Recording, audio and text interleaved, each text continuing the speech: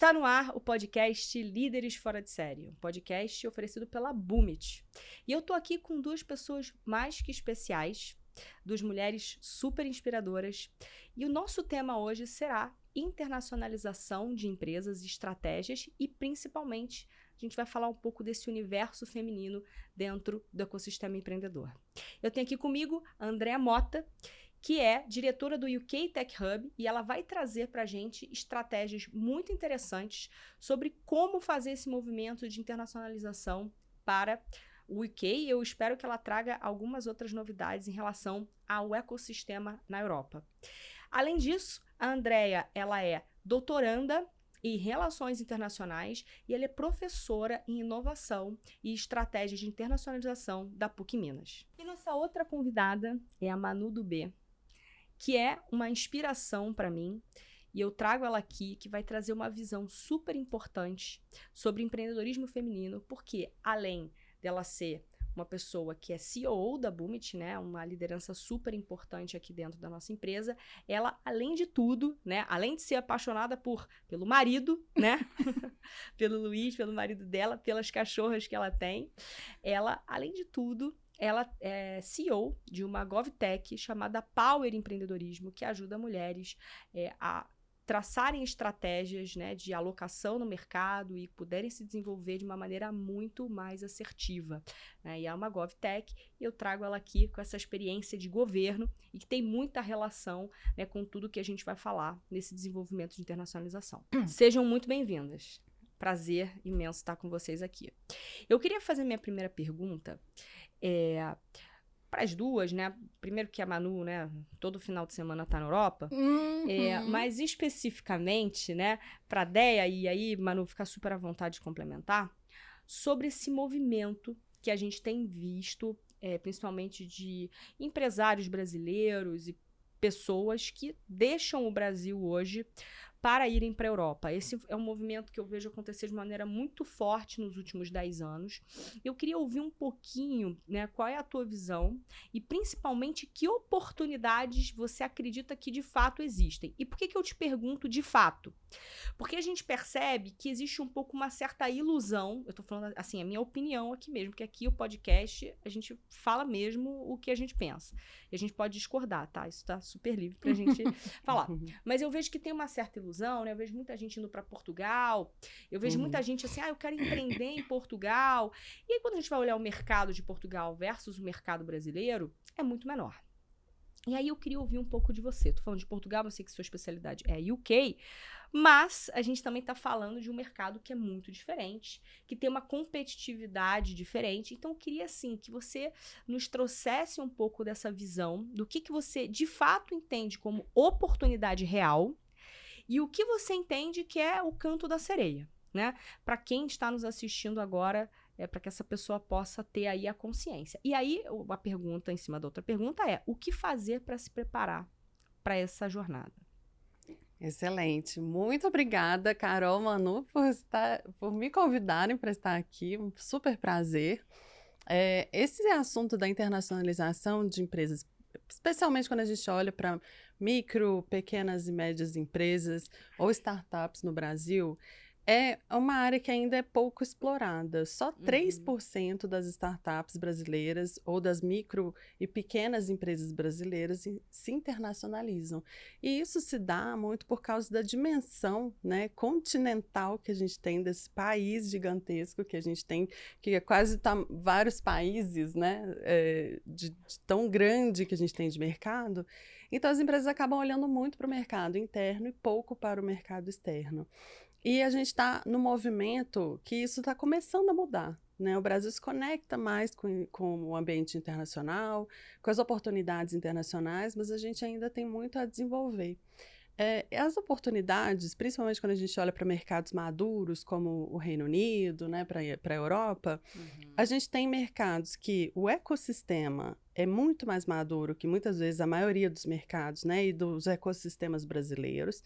E isso faz sentido porque se eu tenho uma empresa, principalmente uma empresa que tem uma inovação, né, e essa inovação talvez não seja no timing, né, na maturidade que o ecossistema local oferece, é muito mais vantajoso, mais barato você validar esse serviço, esse produto no mercado que tem mais maturidade para absorver, né, e ter... O que eu falo de maturidade? Eu falo que usuários que sejam pró-inovação, então que vão testar e vão adquirir mais essa inovação, né, os early innovators. Então, a gente tem esse perfil, né, de maturidade de usuários e clientes. A gente tem parceiros locais, a gente tem aceleradoras, incubadoras. Então, isso é um mercado, né, locais que têm mais maturidade, como muitas vezes alguns países da Europa, né, não vou generalizar, mas o Reino Unido, sim, principalmente. Quando a gente fala do mercado, por exemplo, de Londres, né? Porque quando a gente fala de ecossistemas, a gente limita também às cidades, né? Sim, com Então, certeza. falando de Londres, Londres é a segunda cidade, é o segundo maior ecossistema de startups do mundo. É o segundo maior depois É o dos Estados segundo Unidos? maior depois de Silicon Valley, do Sim. Vale do Silício. Então, logo em seguida já vem, né? É legal você ter Londres. regionalizado, né? Porque faz todo sentido Londres e Silicon Valley. Perfeito. Exato. E todo mundo, né? Todas as startups miram muito os Estados Unidos, mas se esquecem que talvez o seu perfil de negócio, o seu perfil de clientes não seja... E também, né? Se pensar o tamanho de mercado, competitividade, a dificuldade de entrar no mercado americano, seja muito mais vantajoso você entrar pelo Reino Unido. O Reino Unido tem um programa que chama Global Entrepreneurs Program. E esse programa é um tapete vermelho para os empreendedores que querem ir para o Reino Unido. Eles ofertam mentorias, é um programa gratuito, te dá o visto de empreendedor. Você pode ficar lá no Reino Unido, né, criar a sua empresa, é muito... Manuela, segunda-feira, tá? Segunda-feira. Não, é marido escutando isso. Robson, segunda-feira, hein? Os brasileiros sabem pouco sobre essas oportunidades. Exato, sabemos mesmo. Né? Fala tudo, André. Então, e é um serviço do próprio governo britânico, né, que vai te ofertar todo o passo a passo, vai te ajudar no passo a passo de preparação antes de ir para o mercado britânico, olhando para quais são os melhores locais para a sua empresa se estabelecer. Então, talvez não seja Londres, talvez seja melhor ir para outro, né? Para Manchester, Brighton, para Escócia, para outros lugares do Reino Unido. São 4 países no Reino Unido, né? Com muitas hubs de tecnologia uma diferentes. pergunta, você pode, por exemplo, estabelecer sua empresa em Londres ou Brighton, whatever, e você mantém uma sede aqui ou não? Você tem que transferir a sede? Você tem que registrar a sua empresa lá. Isso não quer dizer que você deixa de ter uma sede aqui. Você passa a ter lá também. Você passa a ter lá também. Você registra a sua empresa lá e isso vai te dar acesso a melhores fontes de financiamento. Manu, o seu sonho está se realizando hoje, tá? Te transfere Estou para só lá. sentindo. A gente te transfere para lá, você e marido. Estou só Mari ela Malu. cobrando. A gente estava falando de investimento, por exemplo, né? O Brasil ainda tem muitas dificuldades para investir, principalmente em áreas que são super estratégicas. GovTech, por exemplo, é muito difícil você conseguir investimento em early stage, né? Nos primeiros anos do negócio. E isso é diferente no Reino Unido. No Reino Unido, você teve, em 2020, até 2020, né? 8 mil casos de saída de empresa. Quer dizer, a gente fala de exit, né? Saída é a venda da sua empresa. Ou seja, a gente tem um número gigantesco de casos. Né? Isso a gente mapeando até 2020. A TechNation tá mapeando sempre, todo ano, né? O número de saídas, de rodadas de investimento. A gente tem muitas rodadas de investimento acontecendo também, em todos os momentos, né, da maturidade da empresa. Isso é uma coisa legal, né? Porque se a gente pensar infelizmente, né, na desvalorização cambial, né, que a gente enfrenta já há alguns anos, quer dizer, às vezes você pega lá 100 mil euros, libras nesse caso, melhor ainda, você tem uma vantagem, né? O investidor é um investimento baixo, mas para o empresário aqui ele pode ser representativo, né? E você tem visto esse movimento de empreendedores brasileiros buscando esse capital fora e conseguindo? Que isso é o mais importante. Com certeza. A gente tem muitos cases de sucesso de empreendedores que foram para lá. O Jim Pass, por exemplo, foi para lá. Deu muito certo. A gente tem fintechs também. O Reino Unido é um hub de fintechs, então é um Olha. super lugar para fazer, para testar, validar e desenvolver sua empresa se você tem uma solução de fintechs, govtechs também, healthtechs, né, na área de saúde, são várias áreas, né? Inclusive a inteligência artificial é uma área que eles estão chamando muito, convidando muitas empresas que tenham essa solução de inteligência artificial para desenvolver mesmo. Isso é uma estratégia de governo. Maravilha. Então você tem muito investimento público, né, que fomenta também o investimento privado. Eu percebo que eu tenho amigos que moram, né, no UK já há alguns anos, e um deles foi para caminhar para empreender. E aí eu lembro muito dele contando para mim, Manu, eu abri um CNPJ assim, em horas. O processo é desburocratizado, não há necessidade de ter uma estrutura de contabilidade como a gente tem aqui, que é super rígido e complexo. O processo de pagamento de impostos é muito mais fluido. Você tem uma previsibilidade muito alta. Então, acaba que esse movimento do empreender acaba sendo extremamente assertivo. Inclusive, é como se houvesse um estímulo para que isso acontecesse. Lógico que existe um mercado de trabalho muito bem estruturado, mas o empreendedorismo ganha esse corpo quando há essas facilidades. Então, se para quem está lá existe esse movimento, imagina recebido, né, ser recebido no tapete vermelho para garantir que essa recepção tenha tudo que esse negócio precisa. Acaba sendo um ambiente extremamente favorável. Com certeza. A xenofobia? Há ou não há? Essa é uma questão que está muito em voga, principalmente para quem está indo para Portugal, né? A gente tem visto Você muitos viu, casos. né, essa semana, né? A situação bem difícil ali na menina no aeroporto. Foi no aeroporto, né? Foi. O negócio da mala. No Reino Unido, a gente já tinha já tem uma diversidade muito grande, porque já recebe um histórico muito forte de imigração de todas as partes do mundo. Então, assim, não vou dizer que não tenha um caso ou outro, porque isso também, né, em qualquer lugar que recebe imigrantes, você tem alguns casos, mas é muito raro, porque a gente tem realmente um histórico muito grande de diversidade. E mesmo após o Brexit, você sente que isso não impactou? O Brexit foi um movimento que foi acontecendo aos poucos. Sim. Então, ele não foi um movimento de disrupção imediata. Né? O país se preparou para se desligar da União Europeia. Eu acho que não tinha só apenas, não é uma razão só apenas imigratória, né? Acho que tinham outras questões, né, muito mais delicadas do ponto de vista até financeiro, fiscal, monetário, Sim. que eram relevantes ali, né? Com certeza. E o Reino Unido acabou fazendo muitas parcerias bilaterais, né, reforçando muito mais esse protagonismo mais bilateral do que ter que estar dentro de um grupo de muitos países e onde era difícil de entrar em um consenso, né? Você tinha... Mas a parte regulatória, por exemplo, continua muito parecida. Ótimo. Então, a gente tem poucas mudanças, de fato, em termos de facilidade de entrar no mercado europeu. Porque, de fato, o Reino Unido ainda tem todas as parcerias bilaterais com os países europeus também, de forma, né, muito forte ainda. Então, se você entra no mercado britânico, você tem uma facilidade também de entrar nos outros mercados e circular pela Europa também, normalmente. O que eu vejo é que muitos brasileiros procuram Portugal, primeiro por causa da língua. Sim. E a gente tem uma dificuldade muito grande no Brasil, porque também aí vai bater o mesmo número, né, de internacionalização, mas só 3% dos brasileiros falam inglês. É uma barreira. É uma super barreira. E eu acho que é uma barreira, assim, uma coisa que eu sempre falo, né, para os empreendedores da Boomit, né, que fazem os programas de mentoria e desenvolvimento de liderança com a gente, que, infelizmente, quando a gente fala de literatura, você sabe que você é da academia, a Manu também lê muita coisa de fora, né, a gente está sempre discutindo coisas. Quando a gente fala do epicentro, né, de novas teorias para negócios, né, Robson tá aqui, marketing e vendas, é inglês, gente. Temos bons autores, temos uma boa academia? Temos. Mas se a gente pegar as top universidades do mundo, infelizmente elas não estão no Brasil.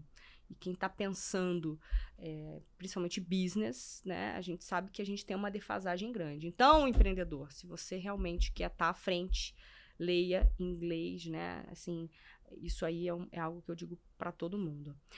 Um ponto é que, de tudo que você está falando, me vem...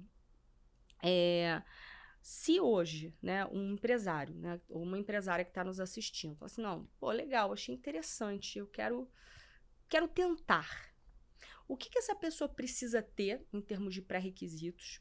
Porque aí você falou de 2 programas. Um que é você ter, é como se você tem, né, se tivesse ali a possibilidade de empreender, né? Uhum. Eu até, inclusive, passei ano passado 40 dias, né, na Espanha, em Barcelona, e eu, na verdade, fiquei bem decepcionada com o ambiente de negócios, né?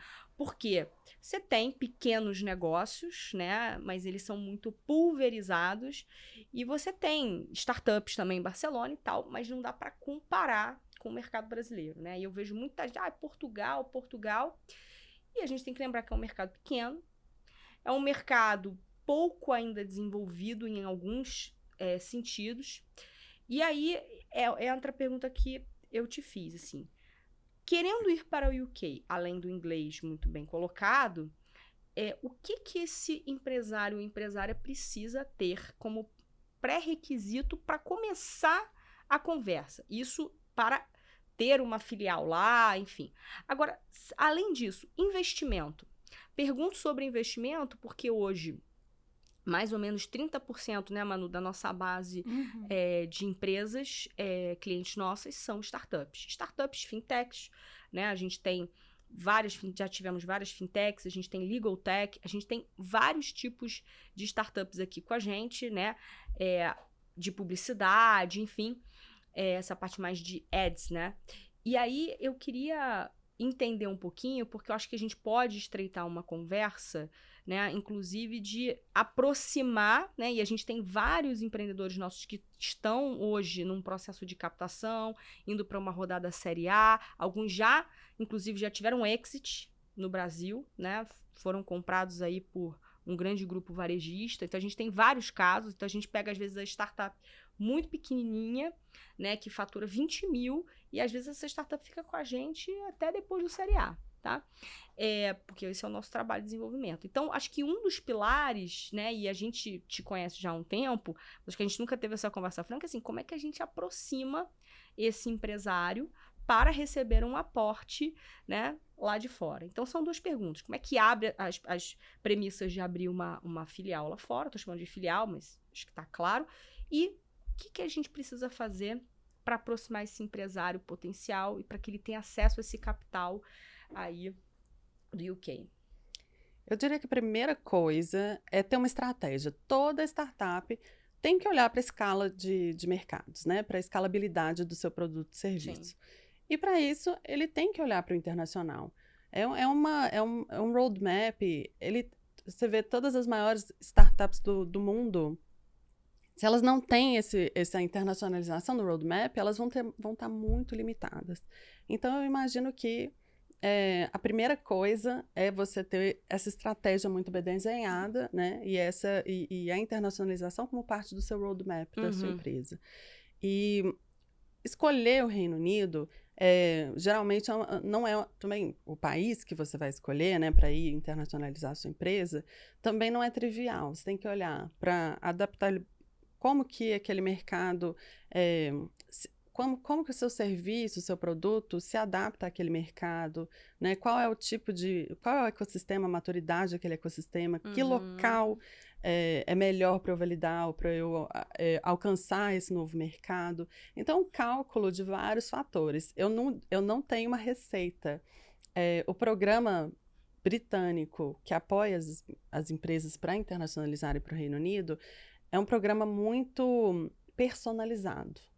Você não tem como automatizar esse processo, porque é um processo que realmente precisa olhar caso a caso. Bem interessante. Então, é bem individualizado e customizado. É muito individualizado. Ele conta com um mentor que vai ser conectado com a sua empresa, que é um especialista da área, que tem contatos, que são pessoas que vão te ajudar a modelar o seu business plan, né, o seu modelo de negócios para o Reino Unido, para onde você vai. E já vai fazendo conexões antes de você chegar lá. E esse mentor também ele tem uma rede de contatos de investidores. O Reino Unido tem muitos investidores em todas as áreas. Mas se você está querendo captar, a primeira coisa é você começar a entender aquele ecossistema, entender as teses de investimento, né? Mas principalmente, qualquer investidor internacional ou nacional, ele vai querer conhecer você como empreendedor, né? Empreendedora, conhecer seu negócio. Então, esse relacionamento é muito importante. Então, você ter essa ponte que um governo faz, né, para a sua empresa, ter alguém mediando esse contato é muito fundamental. Alguém que já conheça, esteja lá, é muito fundamental. Do que você ir sozinha, né? Você ir de iniciativa própria e chegar lá e bater muitas portas. Mais uma dúvida. Tem que ter mínimo de faturamento? Mínimo, máximo de faturamento, modelo de negócio.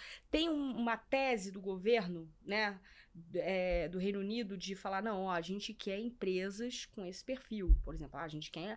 Então, a chance de você entrar, se você tiver esse perfil, seja de faturamento, número de funcionários, tem isso ou não? Basta você se inscrever. Tem um canal, o canal é o seu WhatsApp. Tô brincando.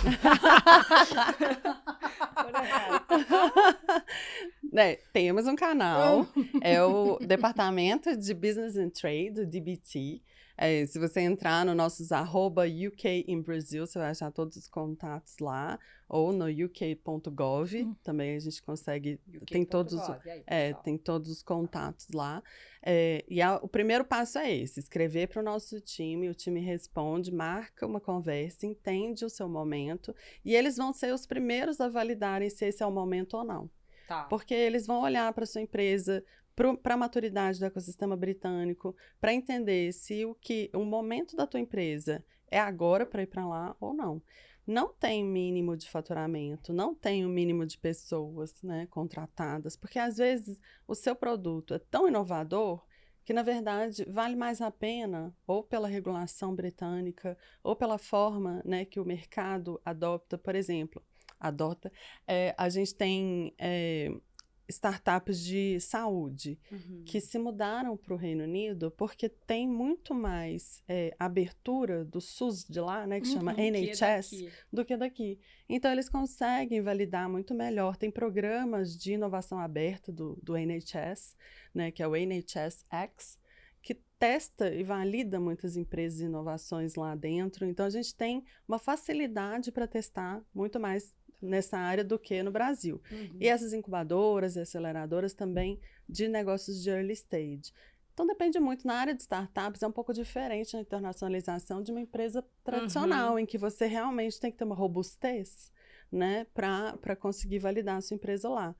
Eu diria que, claro, Reino Unido, assim como qualquer outro país que você vai, né, mudar o seu endereço por um tempo, não é barato. Então, é claro, você tem que fazer um planejamento, né? Não é da noite para o dia.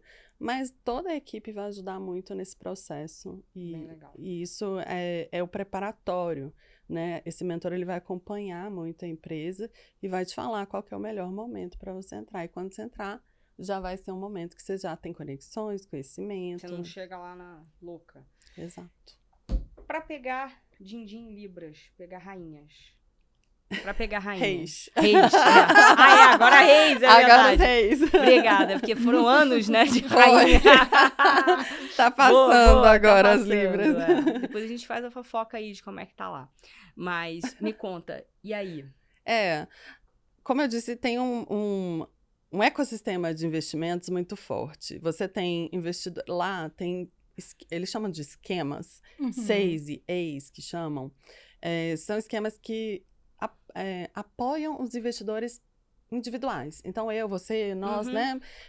Se formos investir em startup aqui no Brasil, a gente tem um imposto gigantesco, que é o imposto de renda mesmo. Então, claro. 25%, 27%, né? Então, a gente pega muito do investimento, não é tão interessante para o investidor brasileiro investir individualmente. Potente, né? Lá, não, você tem um retorno desse investimento.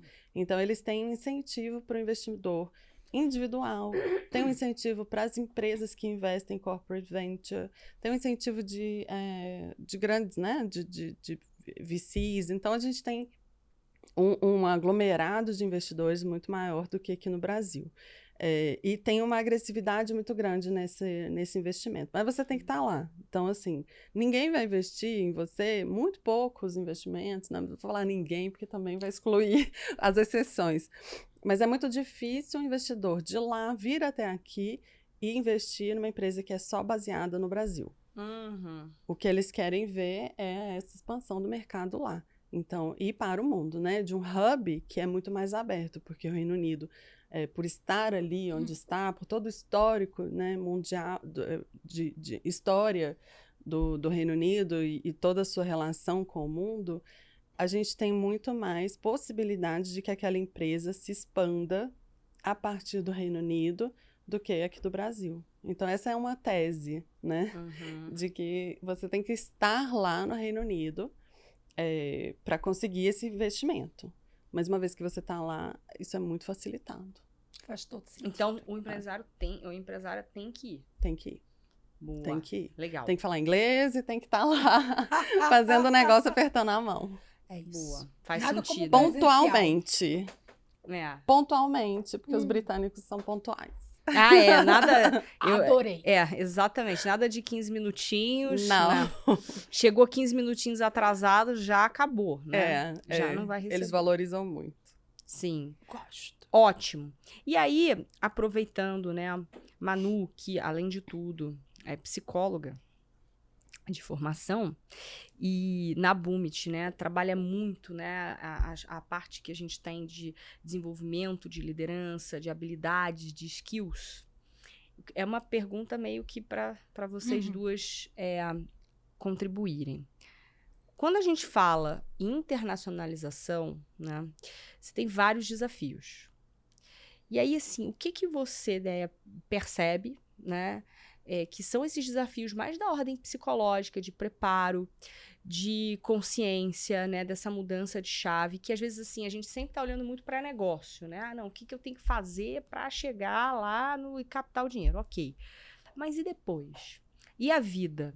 Né? E eu queria entender mais. Tem gente que ficou deprê e voltou?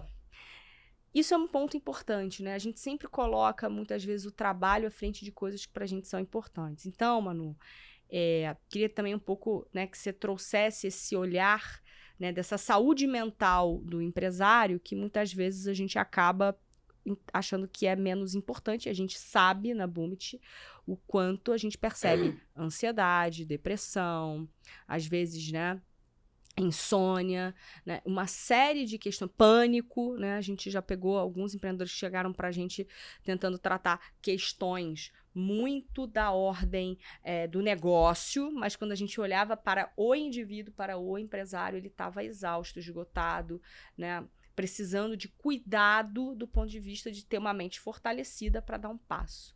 Então, assim, estou trazendo essa pergunta, né, um bate-bola aqui, para a gente poder entender. Quer dizer, a gente está falando de pré-requisitos para ir, mas o que o empresário precisa se preparar do ponto de vista de saúde mental, do ponto de vista de fortalecimento emocional para enfrentar uma jornada dessa?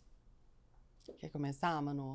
Vamos lá. Bom, entendendo que todo movimento de mudança, né, de uma saída de um ambiente seguro e de um ambiente preparado, né? Quando a gente faz essa movimentação e inicialmente ela parece extremamente interessante, mas naturalmente entra no dia, na rotina e no movimento de você pensar uma mudança, inclusive, de estilo de vida, Sim, que não cabe mais dentro daquele novo espaço.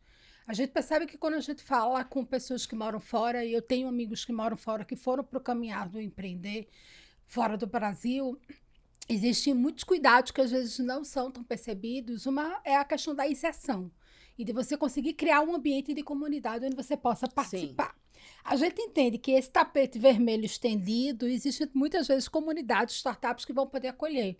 Mas aí existem outros espaços e outras formas de cultura e de relacionamento que o europeu estabelece, né? Ou seja, chegar ao momento de visitar a casa de alguém requer um tipo de intimidade e até de abertura. É muito comum, inclusive, quem vai para fora do Brasil começar a se conectar com a comunidade do seu país, né? E acaba se criando essa relação, né, de receber brasileiros em casa, e de visitar e de ter, de alguma forma... Vira uma colônia, né? Praticamente. Outra coisa que eu acho também importante, que eu percebo nos amigos quando falam sempre, é a questão da temperatura. Os momentos de frio rola um movimento de uma queda um pouco na energia, alguns quadros de depressão e ansiedade, porque existe uma mudança da forma como o corpo se estabelece dentro daquele ambiente. Interessante. Então, eu tenho amigos que falam, eu me preparo para o final do ano não estabelecer agendas muito complexas, porque o frio vem e eu me sinto menos produtivo. E é muito louco você escutar isso, porque é uma coisa que a gente aqui no Brasil não pensa sobre, né? Mas quando a gente vai para esse movimento, isso é algo também relevante. Então, escolher o lugar que você vai e entender esses movimentos pessoais também te permite tomar decisões mais assertivas. Às vezes até fazer um test drive, né? Lógico, por que não? Se prepara, passa aí um período, pega o período mais difícil, né? De adaptação e vai e vê se aquele período você passa por aquilo de uma maneira ok. E aí, com tudo isso ainda, né? Vai ter desafio.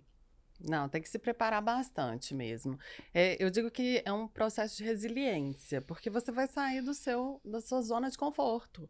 Então, querendo ou não, você está indo para um lugar que a cultura é diferente, você vai ficar longe da sua família ou na sua rede de apoio, né? Se você tem família, que é uma mudança para todo mundo, não só, né, para você, Sim. mas também para os seus agregados.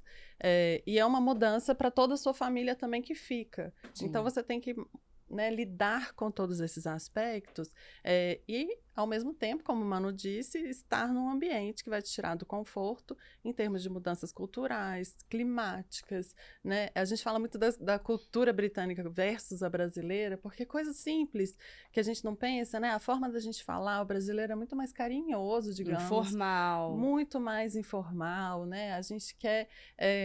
às vezes a gente quer dar uma notícia que não é tão legal, mas a gente fala com muito carinho e cuidado. E o britânico é muito direto. E às vezes isso nos soa como uma mensagem difícil de engolir, né? Da forma que se fala. Mas eles são muito cordiais, muito respeitosos, né? Assim, claro, em geral, a gente está falando de uma cultura muito formal, então a gente tem uma diferença cultural muito forte, né? O clima, de fato, para os brasileiros é muito complicado, né? O nosso calendário também, o calendário até acadêmico lá, né? Eles começam em setembro, mas a gente tem calendários muito diferentes, né? Festividades, então você vai ficar longe do carnaval, você vai ficar longe de coisas, mas tem outras coisas que também você pode se conectar para melhorar essa situação. Então, estar perto dos seus conterrâneos é uma forma de você criar um laço, né, e melhorar mesmo a sua relação com aquele país. Você também ser muito aberto, né? Aberta para as coisas novas, para conhecer, para sair mesmo da sua zona de conforto. Principalmente porque você está lá com um objetivo específico. Você está lá com esse objetivo de negócios. Claro que a tua vida muda, né, de fato, mas você vem com essa mentalidade. Então, mesmo se preparar, criar essa resiliência e entender todos os fatores que vão impactar. Talvez conversar antes com quem já está lá, né, e que tenha o mesmo perfil, para entender qual foi o impacto e você se preparar um pouco. Mas também a teoria e a prática são muito diferentes. Então, eu morei 5 anos nos Estados Unidos e eu sei que eu conhecia a cultura americana muito antes, mas quando eu estava lá, as coisas eram muito diferentes, né? Sim. Eu queria fazer só um reforço para animar as pessoas. Curtam o Carnaval de Northern Hill. Não é o do Brasil, mas é muito legal também. Então, bote aí na sua agenda se você resolver fazer essa mudança. Boa. Quando a gente fala, comparando muitas vezes o Brasil, né, do ponto de vista de inserção de mulheres no ambiente empreendedor, quando a gente olha o UK, o que você tem para dizer em relação a um e o outro? Digo isso porque a gente vê aqui no Brasil muitas mulheres, né, hoje já é a maioria, né, o número de mulheres empreendedoras, e a gente escuta muito que, poxa, às vezes a mulher empreender acaba sendo uma oportunidade que ela tem de ter o filho, a família e conciliar, né? Então, primeiro eu queria entender um pouquinho né, qual que é o teu feeling, ou se você tem dados de números de mulheres empreendedoras, né?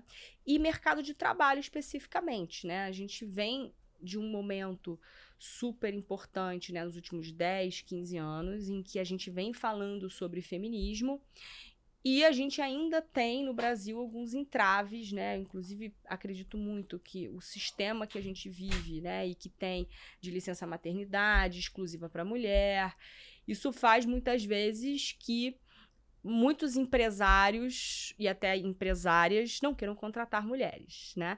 Só que a gente sabe que não existe empresa sem força feminina trabalhando. Então, queria que você pontuasse um pouquinho pra gente essas diferenças. E aí também, Manu, fica muito à vontade para contribuir com a sua visão, né? Muito de Brasil e o que você vê no dia a dia dessa realidade dessas empreendedoras mulheres. E eu queria ouvir um pouco como é que você enxerga essas diferenças de mercado de trabalho e oportunidade de empreendedoras lá.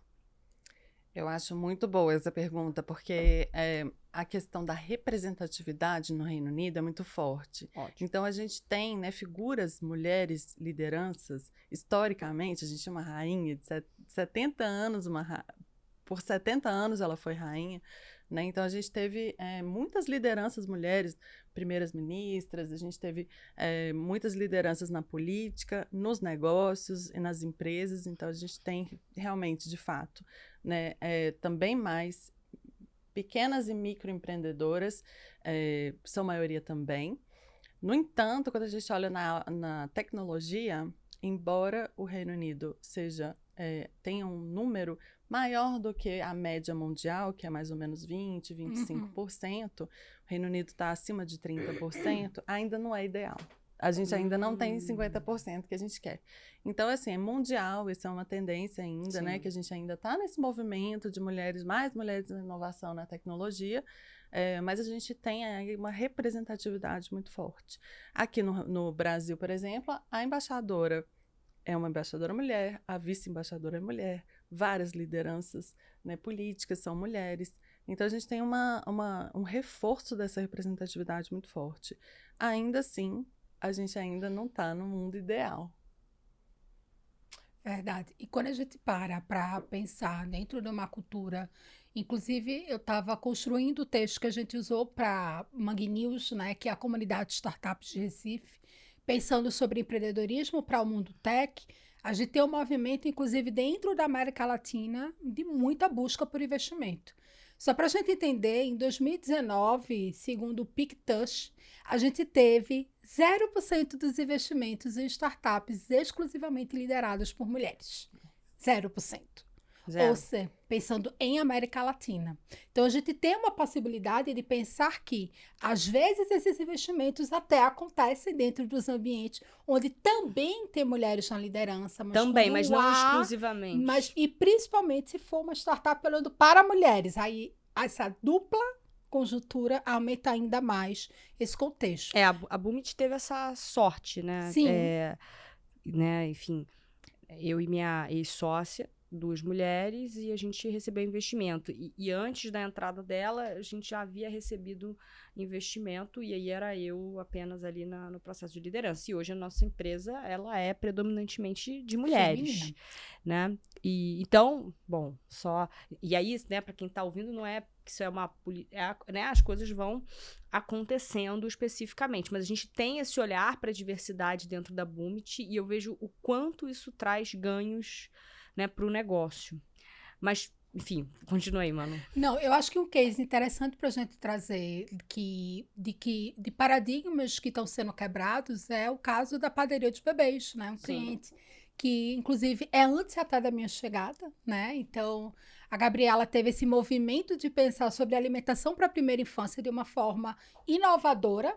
Quando teve o filho, né? Exato, ela teve o filho, começou a pensar sobre como é que eu faço essa introdução alimentar e pensar nessa introdução hoje que se você quiser comprar um bolo para a sua festa adulta, ela também já te atende, ou seja, você vira um bebê dentro da conjuntura dela. Mas o interessante da Gabriela é o movimento de uma empreendedora que pensou sobre o negócio que é para mães, então, ou seja, acaba sendo o grande público-alvo dela.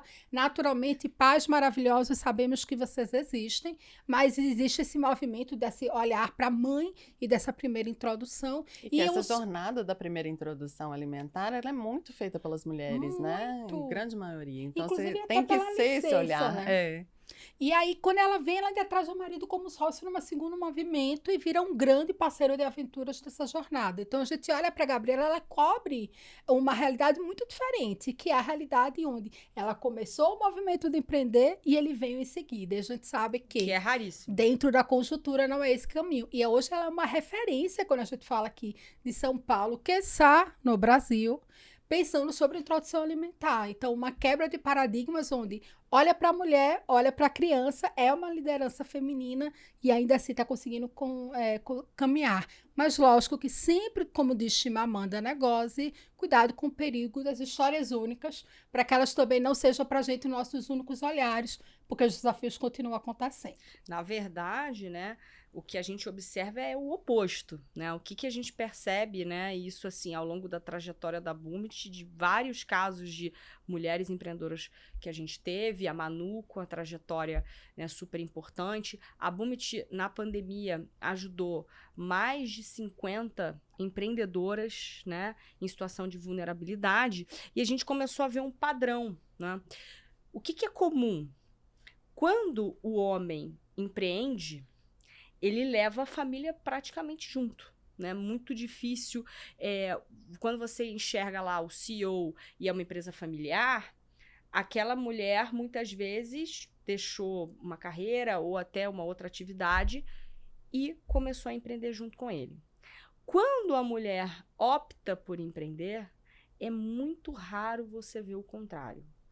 E aí eu costumo dizer uma frase que é um pouco dura, mas que eu sinto assim diariamente, né, nessa relação de as mulheres muitas vezes empreendem e têm suas carreiras, e quando elas têm e às vezes optam por não ter filho ou por se dedicar de igual para igual família / trabalho, ela é vista como uma grande egoísta, né? Uma grande pessoa individualista e que só pensa nela. Quando o homem trabalha muitas horas e se dedica para uma atividade financeira ou de ser o provedor, né, e ter até o seu próprio negócio, quantas day ones a gente já não viu lá da Endeavor, que muitos falam, não, mas eu, poxa, né, não me dediquei à família como eu gostaria, mas eu fiz isso por eles.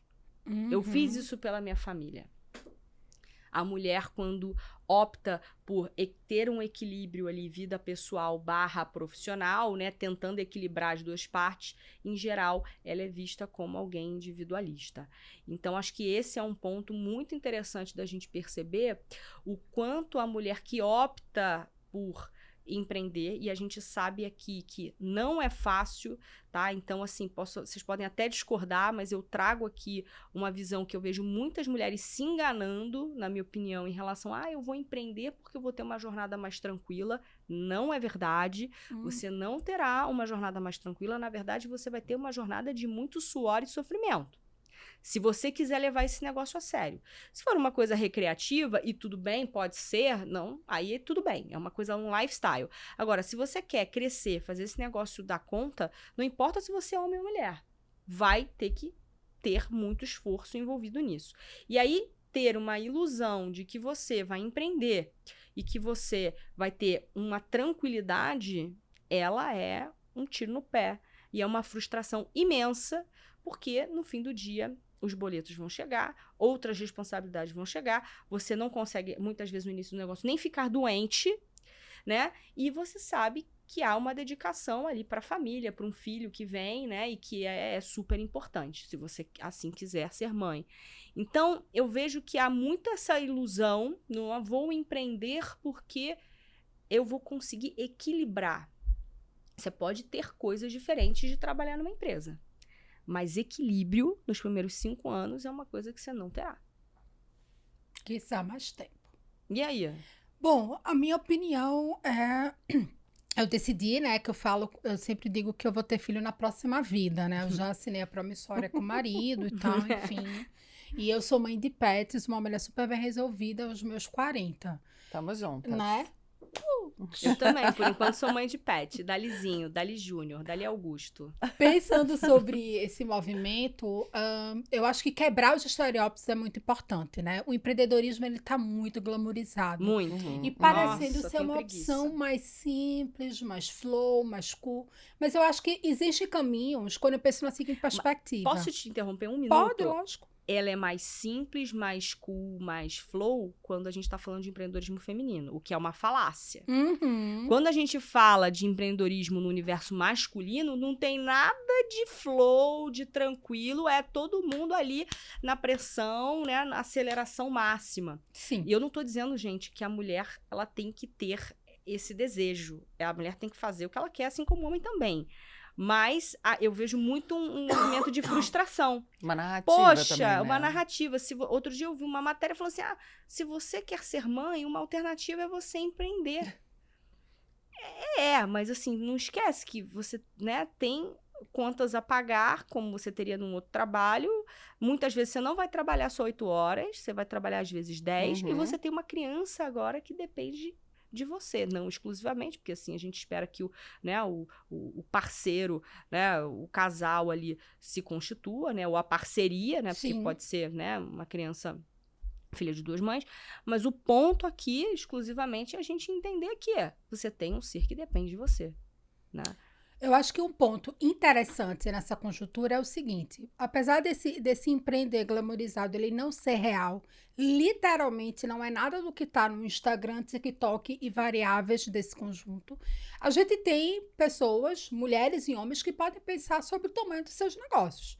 A Power tem uma tendência, né? E a Boomit já teve também cenários de a gente escutar de empreendedoras, empreendedores, empresários dizer: cheguei no teto que eu queria, e daqui para frente eu quero apenas manter. Então, eu entendo que o começo do processo ele é muito mais intenso, mas existe também o desejo do quanto você quer. E manutenção é bom. Excelente.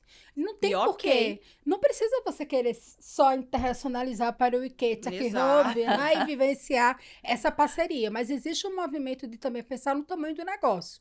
Mas, naturalmente, precisa... E eu acho que tem se falado mais isso, mas é engraçado. A gente fala sobre o empreender que não é glamourizado, mas quando você abre o mundo, né, as redes e qualquer outro cenário, a gente continua colocando nesse... É como se a gente falasse algo e fizesse algo diferente. Então, desconstruir essa percepção quanto escolha de vida é importante. E como você falou, até da mudança de país, converse com outra empreendedora para entender se tudo isso que você está imaginando efetivamente é real.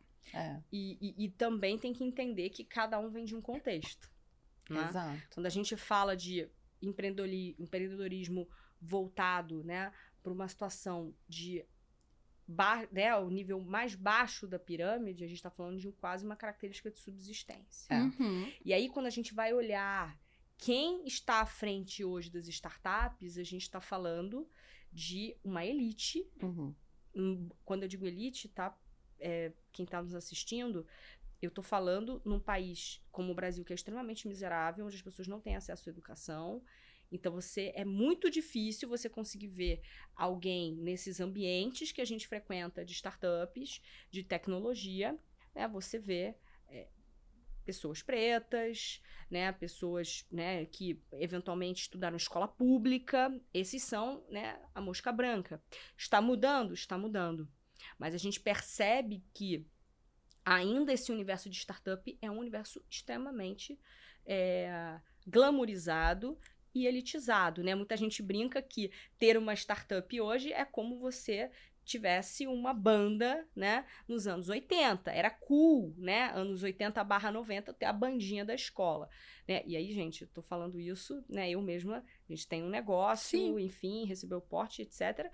E conheço muita gente seríssima, né? Não tô aqui de maneira nenhuma generalizando, mas tô trazendo uma realidade que muito me incomoda. Inclusive, a gente teve papos com a Carlinha, assim, muito interessantes sobre isso, desse movimento da gente entender que muitas vezes é um processo elitista, né? E que com isso, às vezes, a gente pega uma empreendedora ou um empresário de extrema vulnerabilidade, como eu, por exemplo, durante a faculdade atendi empreendedores da Favela da Maré, todos os sábados, e a dificuldade dele era saber calcular a margem de lucro.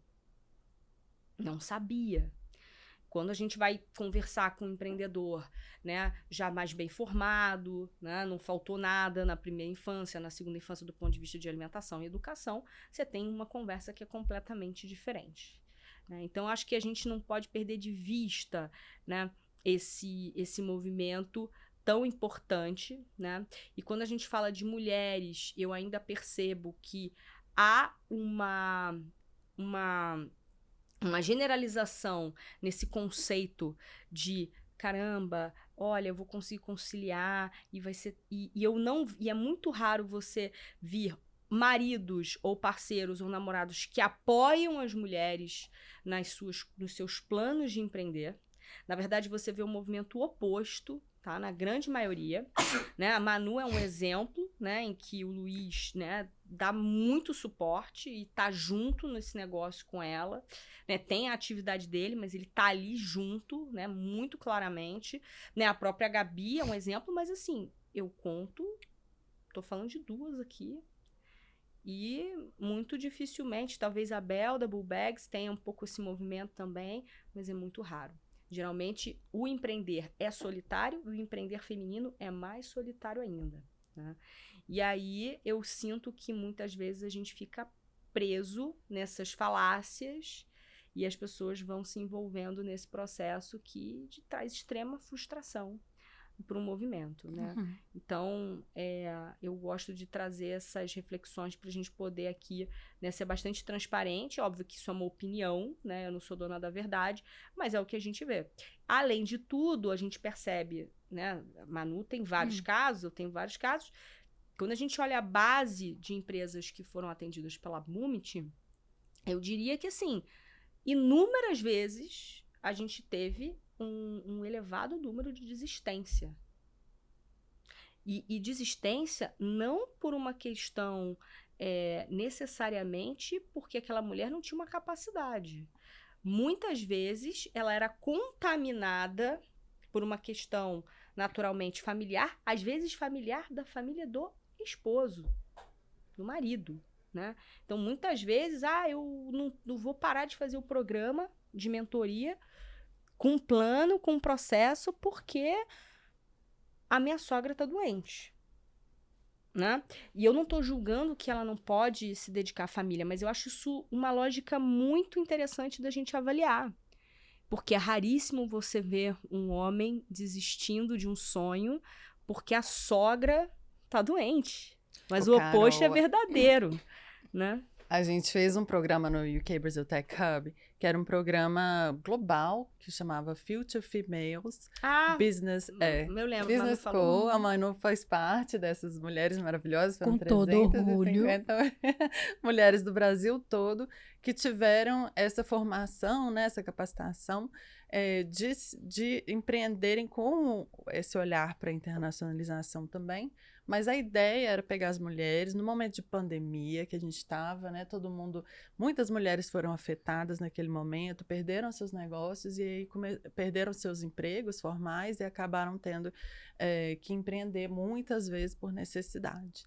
E se viram naquele momento sem as habilidades de empreender, saber como se conectar dentro de casa, né, no ambiente de pandemia. Então, a gente trouxe esse projeto para o Brasil, adaptamos para a realidade brasileira, e a gente viu que durante esse processo, muitas mulheres buscavam se afirmar como empreendedoras, muitas nem se viam como empreendedoras. Era um processo muito psicológico, sabe? De criação do que elas se viam como, porque para elas correr atrás de venda, correr atrás de criar uma marca, fazer, isso já era muito naturalizado. A gente tem 2 perfis, né?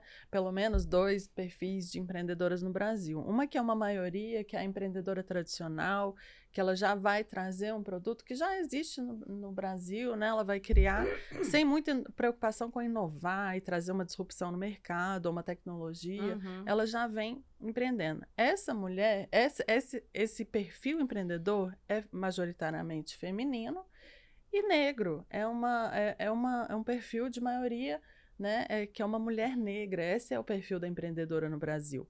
Agora, se a gente vai olhar para empreendedorismo de inovação, de tecnologia, aí muda completamente o perfil, porque a gente está falando de um ambiente de incertezas e alto risco. E quem tem, digamos, perfil ou dinheiro para investir, porque isso é um investimento, você precisa ter um investimento do seu tempo, que você vai tentar validar um produto ou um serviço sem ganhar dinheiro por um tempo, né? Você vai ter que investir, buscar um investidor. Então, quem tem essa capacidade hoje no perfil, esse perfil no Brasil, é um perfil muito elitizado, né? A gente não pode, essas mulheres que estão empreendendo de forma tradicional, elas não conseguem entrar ainda no ambiente de risco e incertezas, porque elas têm muito a perder, né? Muitas vezes elas são arrimo da família e elas vão ter que lidar com o que elas estão buscando é certeza. Então, acho que é um perfil muito, muito forte. E aí, durante esse processo da Suite of Males, a gente lidou muito com essa, digamos, aceleração do próprio perfil das mulheres, né? E transformação delas do empreendedorismo mais tradicional, e que elas buscavam, né, subsistência, empreender por necessidade, para começarem a abordar uma inovação onde elas são inovadoras no mercado. Mas é um processo muito psicológico também, né? Sem dúvida. E eu acho que eu queria... me lembrei muito de duas maravilhosas que a gente atendeu aqui na Boomit, da Think Eva e da Think Olga. Mai e Nana, suas lindas, espero que vocês estejam assistindo, que tem feito um movimento fantástico falando sobre a economia do cuidado. E de quanto esse investimento que a mulher passa em investir na vida familiar e do cuidado para essa estabilidade tem ocasionado perdas financeiras não só para o Brasil, mas para o mundo. Esse lugar que não é contabilizado. E elas têm trazido essa bandeira belamente, além de trabalhar com todo o olhar que elas já têm para o olhar do feminino, da maternidade e de outras questões. A economia do cuidado, ela entra agora numa grande pauta em muitos debates, inclusive quando a gente pensa em fóruns que vão falar sobre esse movimento de gênero e diversidade. Então, vale a pena também acompanhar esse movimento de entender que muitas vezes o empreender ele é visto como um cenário de possível conciliação melhor da vida pessoal e profissional, mas isso também interfere dentro do entendimento da economia do cuidado, que é o quanto essa mulher não é valorizada e remunerada por todo esse olhar que ela tem para essa vida familiar. Então, acompanhe Think Eva e Think Olga. E que bom que esse foi o tema do Enem desse ano também, né? Que fez todos os jovens discutirem isso em todas as escolas. Se você não quer falar, vai ter que falar sobre isso. Para quem está assistindo, a gente está encerrando daqui a pouco. Fala um pouco dessa questão da economia do cuidado, porque eu acho que é super interessante isso. E eu já ouvi, né, de muitos homens, não, porque ela ganha menos, né? Então, numa eventual separação, onde é comunhão parcial de bens, né? Então, puxa, eu quero que ela ganhe, que ela saia com menos da relação. Conta um pouco sobre o que é a economia do cuidado e os impactos disso na economia mesmo, né, no processo. Tem sentido, né? A ideia entra comigo nesse papo. É um movimento, inclusive, para mim, um estudo novo. Né? Para mim, estou começando a compreender uma vertente diferente. Antes a gente falava muito sobre a agenda, né? O cuidado ligava à agenda, o quantas horas uma mulher investe, por exemplo, no negócio. Se você pegar a última pesquisa do Sebrae, que foi por volta de 2019, 2020, a mulher investia em média 40% menos de tempo do que um homem no seu negócio, devido ao movimento do cuidado da família. Sim. Isso muitas vezes foi tido apenas com o olhar do tempo, com o olhar da dedicação e da falta de possibilidade dela investir de forma, vamos dizer assim, equitativa dentro do seu trabalho e vida profissional. Mas tem se feito um movimento, inclusive, de pensar sobre o quanto isso financeiramente interfere no próprio desenvolvimento da mulher e do próprio ambiente econômico, do seu poder de tomada de decisão. Sabemos que nos ambientes familiares, as mulheres são as tomadoras de decisão sobre a maioria dos itens. A última pesquisa que eu li, agora eu não vou me lembrar da fonte, mas compartilho depois, 79% das decisões no ambiente familiar vêm das mulheres, porque ela vai decidir sobre itens da casa, da compra para os filhos e até mesmo itens para os maridos, a depender das relações estabelecidas. Então, entender que essa mulher não é remunerada financeiramente por esse cuidado familiar que ela estabelece é um dinheiro que não gira dentro da economia e de um corpo decisor que é muito forte, que é o feminino. Então, isso entra numa pauta e ganha essa nomenclatura, que é uma nomenclatura muito nova. Eu acho que tem muito para se estudar. Acho muito apropriada. Completamente. Eu me considero uma baby na temática, mas achei interessantíssimo. E as meninas do Think Of e Think Eva têm trazido isso à tona de uma forma interessante, para que a gente, mulher, possa entender, não é só tempo, existe também uma questão financeira, que na hora que você não é remunerada por esse movimento, você também está perdendo poder de decisão, não só de compra, mas de investir em si própria. Então, vale a pena a gente se aprofundar sobre esse tema. E grande parte das coisas que envolvem essa economia do cuidado, né? A gente está falando de remédios, de comida, de de aspectos, né? Até de roupas e desse cuidado. Quando alguém adoece na família, geralmente o gasto vem do bolso da mulher. A mulher que vai lá e que faz essa compra do remédio, que faz essa compra do supermercado. Então, esse orçamento já é comprometido, ela tem muito menos orçamento para comprar coisas para se cuidar. Porque ela está muito preocupada com esse outro cuidado, né? Dos filhos, do marido, da família, da pessoa que adoece. Então, todo um combo, né? De você deixar de ganhar dinheiro, porque aquele tempo está sendo executado para cuidar de outras pessoas, mas, ao mesmo tempo, também o seu gasto, né? Uma mobilização do seu orçamento para cuidar dessa família. Adorei dessa ter trazido isso, porque me lembrou de uma coisa. Se você é uma mulher e vai buscar um investimento no banco, o seu score, ele começa no negativo. E por quê? Porque você é tida como uma pessoa que provavelmente, se acontecer alguma crise familiar ou algum momento em que você tem que escolher sobre o seu negócio e a sua família, você vai escolher a sua família.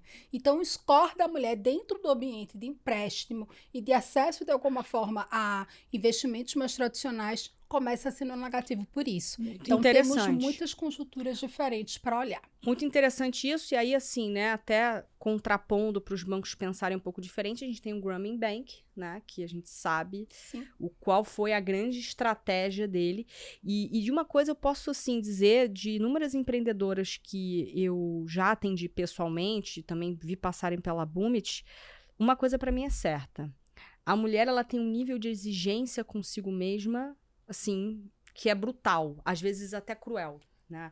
E muitas vezes, algumas, inclusive, desistem de seguir porque ela se coloca num lugar de culpa e de altíssima exigência. Então, ela diz, olha, eu não tô conseguindo me dedicar como eu gostaria. Então, eu saio. O homem, muitas vezes, ele até, né, às vezes nos processos, ele dá aquela, como qualquer pessoa, dá uma relaxada por um problema pessoal, por uma situação, mas ele consegue administrar aquilo como uma fase e depois ele retoma. E eu sinto que para a mulher dói muito dentro da alma ela não conseguir se dedicar, né, em todos os pré-requisitos daquilo que é importante. Então, assim, gente, temática polêmica, gostosa. Bom, quem tá nos assistindo aí, se alguém quiser comentar, né, enfim, eu não entendo nada, tá? Então, se pode comentar, acho que Spotify não pode, mas YouTube pode. Então, assim, se quiser comentar aí sobre a cultura do cuidado, acho super importante e acho importante que homens olhem para isso e estejam realmente antenados, e por isso que a gente inverteu o assunto, a gente falou primeiro de internacionalização, para depois falar disso, para que você ficasse com a gente aqui até o final. Não adianta falar de feminismo, mulheres, etc., e só ter mulheres na audiência, né? A gente só vai mudar quando a gente tiver essa mescla de homens e mulheres lutando pelos mesmos objetivos. Então, gente, eu agradeço muito a presença de vocês, foi um prazer imenso estar com vocês, e eu queria que vocês deixassem um recadinho, deixassem contato, Instagram, enfim, não sei, né, o que puder deixar, e terminar aí com uma frase final, né, tanto para quem quer internacionalizar, quanto para quem quer, né, uma mulher que queira empreender, ou homens, né, que queiram apoiar suas mulheres em jornadas empreendedoras, ou outras mulheres que queiram apoiar outras mulheres em jornadas empreendedoras. Vai lá, Deia. Queria primeiro agradecer, gente, foi muito legal esse papo. Quem quiser internacionalizar, entrar em contato com o governo britânico, a gente está em todas as redes, @UK in Brazil. também podem me procurar, Dea Mota, estou sempre também respondendo, mas eu acho que eu queria deixar essa mensagem que a internacionalização, o alcance global, deve ser uma visão para todo mundo, né? Principalmente convido as mulheres a pensarem nisso, né? E ganharem o mundo também, se especializarem, também se encontrarem nesse planejamento, porque a internacionalização ela faz parte da maturidade do negócio. Então, olhe isso como parte, né, da estratégia do seu roadmap. Perfeito. Bom, para mim é um prazer estar aqui. Eu sou Bumiter de coração, então o meu convite vai ser, se você ainda não acompanha as redes da Bumiter, está mais que convidada e convidado. Sabe que a gente fala de lideranças e negócios e muito mais. Então venham poder conhecer e trocar um pouco com a gente. Manda aquela dúvida, aquela pergunta, aquele problema que você ainda não sabe como resolver e vale a pena demais a gente estabelecer essa troca. E para fechar, já que Deia falou de internacionalização, eu vou trazer uma frase de Chimamanda Ngozi, né? Se você ainda não conhece, também indico a leitura, que é muito simples quando ela diz: sejamos todos feministas. Então você também está super convidado para entrar nessa luta com a gente e voltar aqui sempre que possível. Obrigada demais pelo papo. Obrigada a vocês.